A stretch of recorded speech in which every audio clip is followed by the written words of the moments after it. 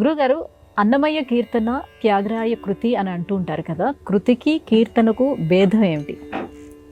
కృతి సంగీత ప్రధానమైనది, కీర్తన సాహిత్య ప్రధానమైనది. కృతిలో పల్లవి, అనుపల్లవి, చరణాలు ఇవన్నీ కనపడతాయి. కీర్తనలో పల్లవి, చరణాలు కనపడతాయి. కృతిలో సంగతులన్నీ కూడా అద్భుతమైనటువంటి ఆనందాన్ని కలిగిస్తాయి.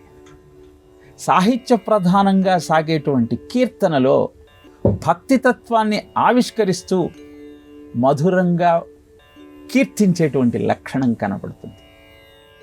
రాగానికి, సంగీతానికి కృతిలో ప్రాధాన్యత ఉంటే, సాహిత్యానికి, భక్తితత్వానికి కీర్తనలో విశేషమైనటువంటి ప్రాధాన్యత ఉంటుంది. అందుకే రామదాసు, అన్నమయ్య కీర్తనలు ప్రాచుర్యంలోకి తీసుకువస్తే త్యాగయ్య, ముత్తుస్వామి దీక్షితార్, శ్యామశాస్త్రి వీరందరూ కృతుల రూపంలో భక్తి సామ్రాజ్యాన్ని నిర్మాణం చేశారు.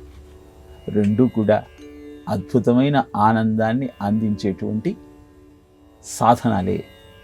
ఎప్పుడైతే భక్తికి సంగీతంలోని సంగతులు కూడా దోహదం చేస్తాయో అప్పుడు కర్ణపేయంగా ఉండి అద్భుతమైన అనుభూతిని రేకెత్తిస్తాయి.